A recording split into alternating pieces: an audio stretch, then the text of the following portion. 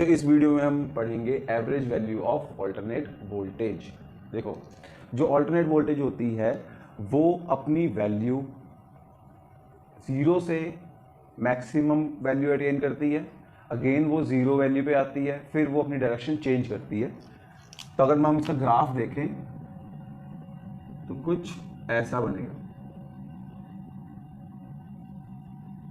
ये है alternate voltage का ग्राफ। ऑल्टरनेट वोल्टेज क्या होती है? ये मैक्सिमम वैल्यू है इसकी नेगेटिव डायरेक्शन में, तो इसको नेगेटिव ले लेते हैं। ऑल्टरनेट वोल्टेज का सिंबल ये है। अगर मैं इसको एक रेजिस्टर के साथ लगा देता हूं तो अब करंट ऐसे फ्लो करेगा। ये पॉजिटिव है, ये नेगेटिव है। जैसे बैटरी है, ये सेल है सपोज, इस सेल में ये पॉजिटिव टर्मिनल है, ये नेगेटिव टर्मिनल है। अब जब हम इस सर्किट को क्लोज कर देंगे तो जो करंट है वो इस डायरेक्शन में फ्लो करेगा जब तक सेल खत्म नहीं हो जाता। बट ऑल्टरनेट में करंट पहले पॉजिटिव टू नेगेटिव इस डायरेक्शन में फ्लो करेगा, मतलब कि वो ए टू बी जाएगा, और उसके बाद ये टर्मिनल पॉजिटिव हो जाएगा, ये नेगेटिव हो जाएगा, तो current B to A flow करेगा। तो इस तरह से एक साइकिल कंप्लीट होगा। वोल्टेज भी ऐसी होती है, हाफ टाइम तक वो वोल्टेज इंक्रीज होगी, फिर ज़ीरो, फिर डायरेक्शन चेंज, फिर zero. This is a complete cycle of alternate voltage. Now ये वोल्टेज एक इस इक्वेशन को फॉलो करती है, क्योंकि इसमें कोई भी स्टेडी कांस्टेंट वैल्यू तो नहीं है ना। जैसे ये 3 वोल्ट का, ये 3 वोल्ट है, तो इसका ग्राफ कुछ ऐसा बनेगा। ये वोल्टेज, ये टाइम, तो ये 3 वोल्ट देगा। ये तो कम हो ही नहीं रहा। बट ऑल्टरनेट वोल्टेज क्या है? अगर मैं एक ऑल्टरनेट वोल्टेज सपोज करता हूं 20 sin 314t, इसका मतलब इस वोल्टेज की वैल्यू 20 तक जाएगी, फिर डायरेक्शन उल्टी हो जाएगी, तब भी 20 तक जाएगी। तो 20 से 20 तक ये सारी वैल्यूज को अटेन करेगी। ये 0 भी होगी, 20 होगी, 21 नहीं होगी।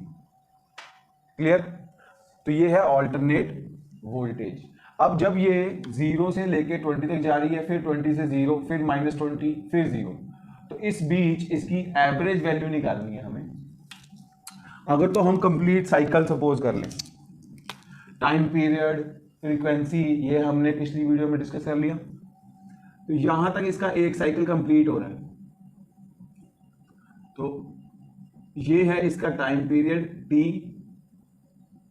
और ये है टाइम पीरियड t/2। अब बच्चों, अगर हम कंप्लीट साइकिल में देखें, incomplete cycle, first of all इसकी पॉजिटिव वैल्यू है, सेकेंड साइकिल में इसकी उतनी ही नेगेटिव वैल्यू है। तो अगर मैं कंप्लीट साइकिल में एवरेज वैल्यू फाइंड करें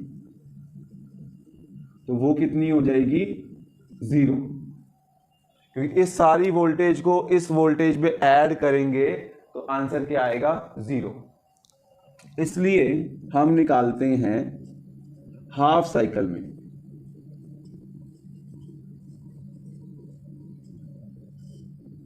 हाफ साइकिल में हम एवरेज वैल्यू निकालते हैं इसमें।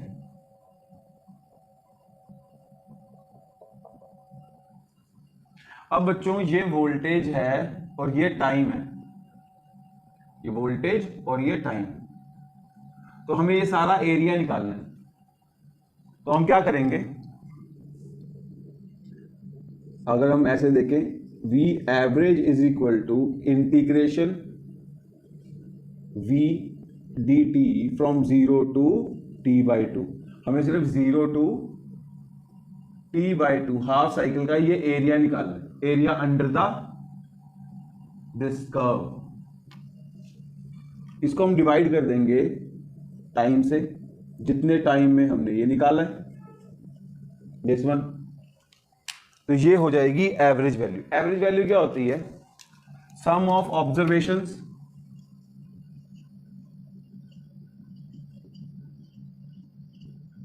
Whole divide by number of observations. Clear? अब मैंने इस टाइम तक सारी ऑब्जर्वेशंस का सम ले लिया और उसी को इस टाइम से डिवाइड कर दिया, तो ये हो जाएगी एवरेज वैल्यू। चलिए देखो,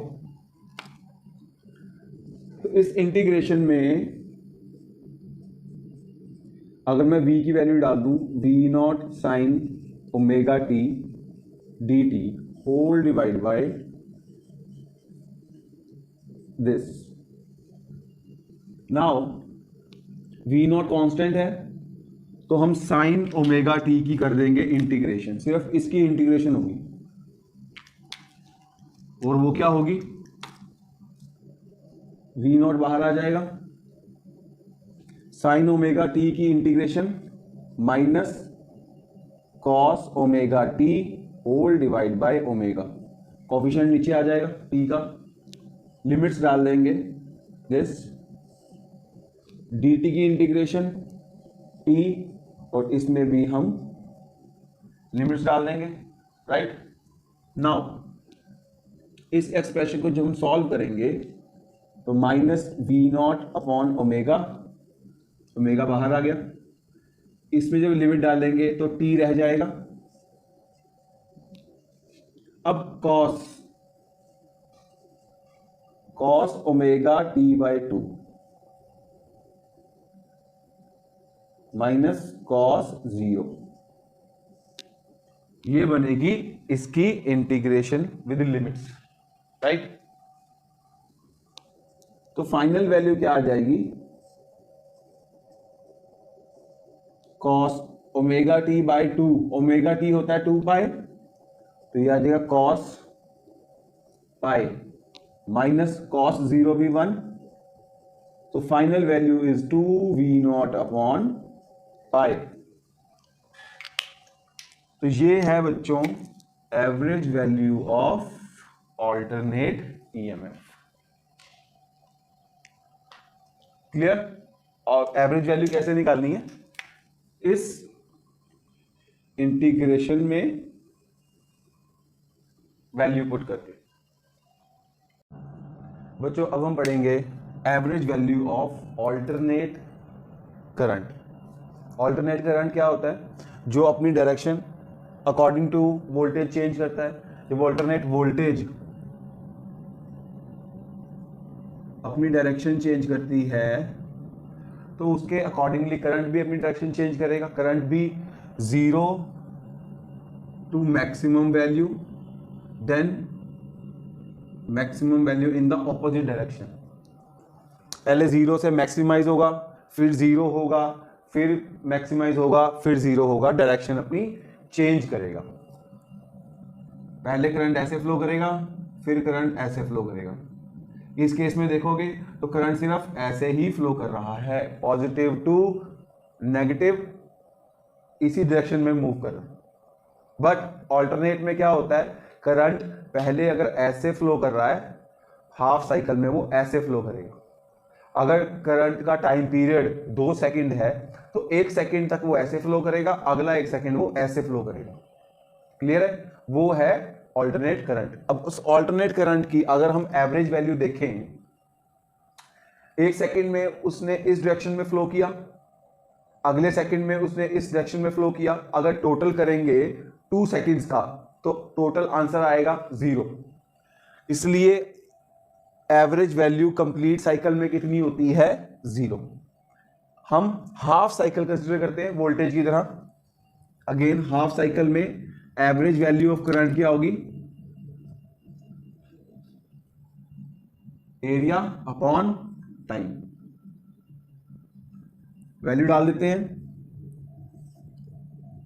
टाइम कितना, half, current is I not sine omega t, alternate current d T, whole divide by total time जितना भी है हाफ साइकिल का।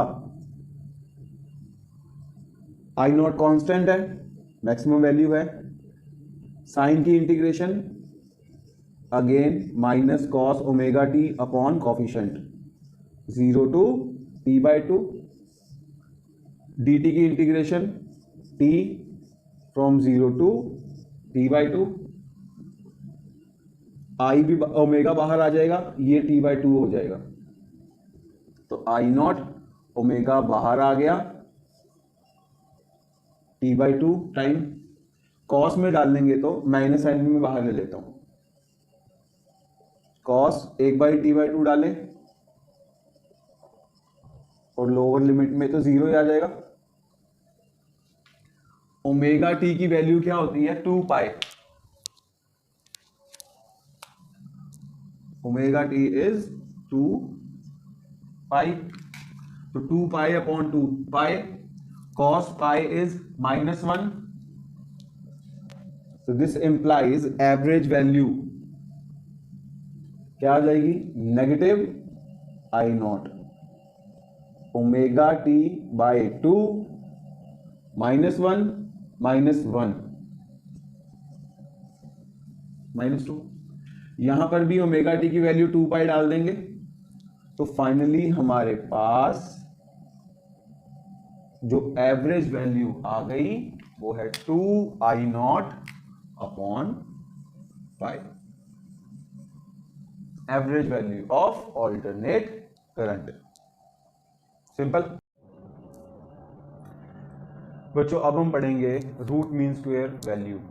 ठीक है, देखो रूट मीन स्क्वायर वैल्यू होती क्या है, पहले मैं तुम्हें मैथमेटिकली समझाता हूं नंबर्स के हिसाब से। सपोज हमारे पास 10 ऑब्जर्वेशंस हैं, अगर मैं इनकी एवरेज वैल्यू निकालूं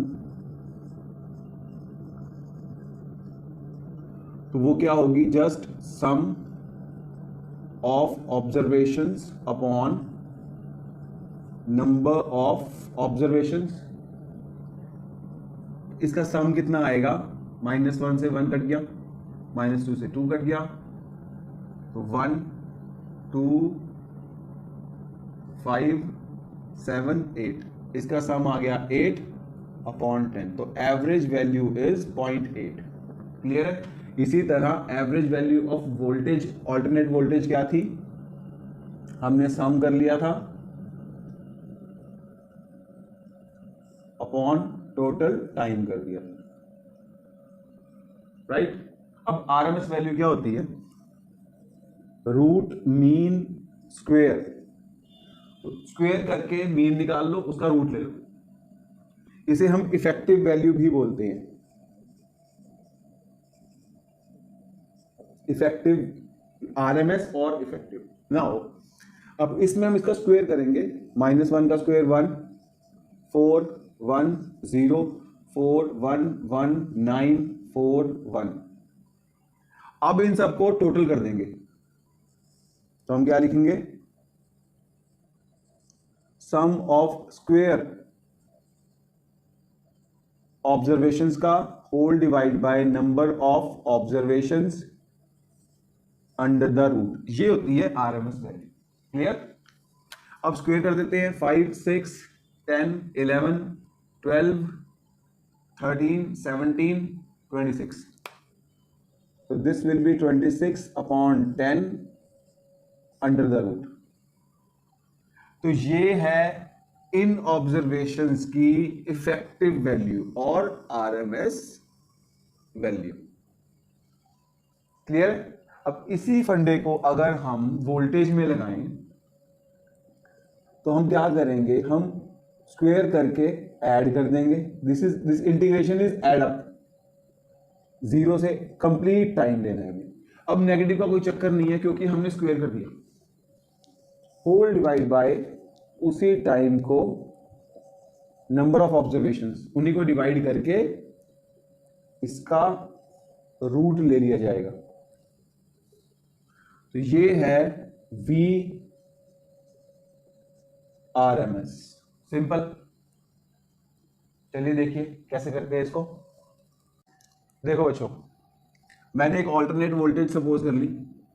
इस वोल्टेज की आरएमएस वैल्यू या फिर इफेक्टिव वैल्यू कैसे निकलेगी? स्क्वायर करके इंटीग्रेट करना, whole divide by total time, then under root. Clear? चलिए देखिए। तो आरएमएस वैल्यू इज, पहले हम इसको सॉल्व कर लेते हैं। V square D T from 0 to T. अब बच्चों वी स्क्वेयर की वैल्यू डाल दूं अगर मैं, V naught sine omega T open करने के बाद भाई वी स्क्वेयर तो कांस्टेंट है, बाहर आ जाएगा। इंटीग्रेशन किसकी करनी है? साइन स्क्वेयर ओमेगा टी की। साइन स्क्वेयर की इंटीग्रेशन नहीं होती मैथ्स में,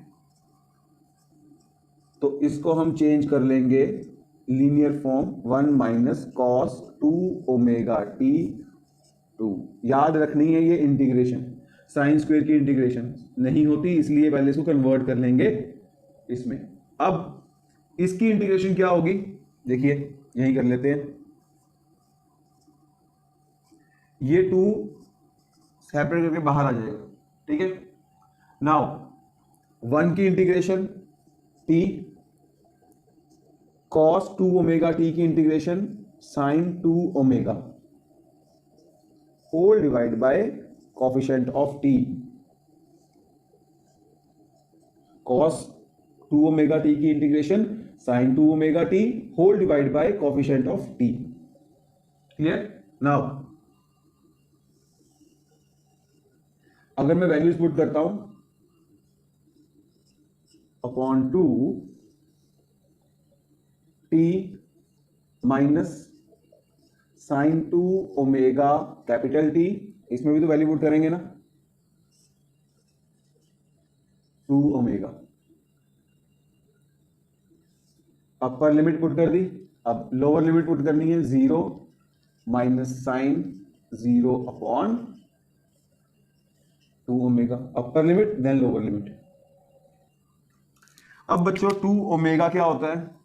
ओमेगा टी क्या होता है? 2 पाई। तो यहां जब 2 पाई पुट करेंगे तो साइन 4 पाई 0 हो जाएगा। साइन 4 पाई कितना होता है? 0। और यहां साइन 0 0। तो फाइनल वैल्यू क्या आएगी? V naught whole square upon 2 into T. Clear? तो इसकी वैल्यू क्या आ गई?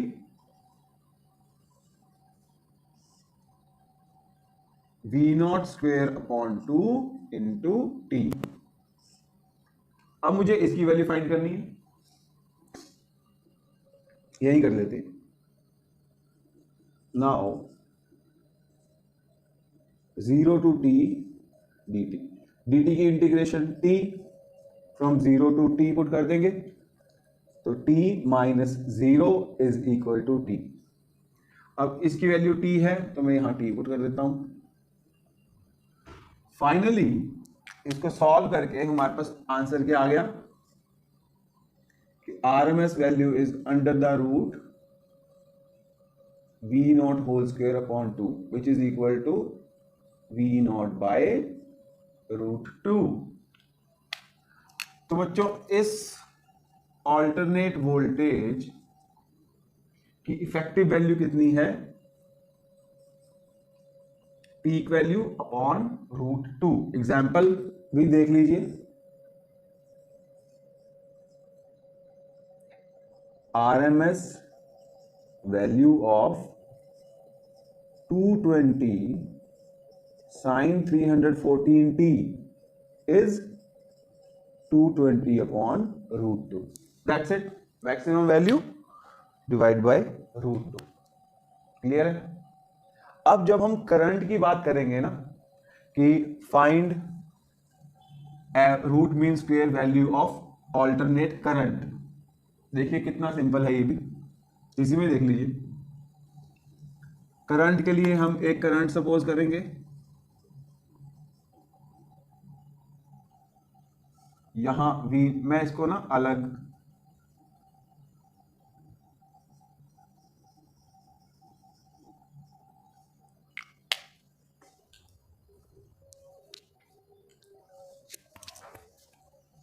देखो बच्चों, अब अगर हम ऑल्टरनेट करंट में आरएमएस वैल्यू निकालनी है, find root mean square value of alternate current, तो हमें क्या करना है, सिर्फ इस वोल्टेज की जगह करंट लिख लेना है। ऑल्टरनेट करंट इज, इस इक्वेशन की जगह आ जाएगा I not sine omega t, graph बन जाएगा आई और टी का। क्लियर है? अब इसमें इसकी जगह आ जाएगा I square, that's it, I square D T की इंटीग्रेशन, यहां पर भी आई स्क्वेयर आ जाएगा और इक्वेशन क्या बनेगी, I not sine omega T whole square. बस जहां पर वी नॉट है पूरी इक्वेशन सेम बनेगी, वहां पर आई नॉट आ जाएगा। कर लोगे?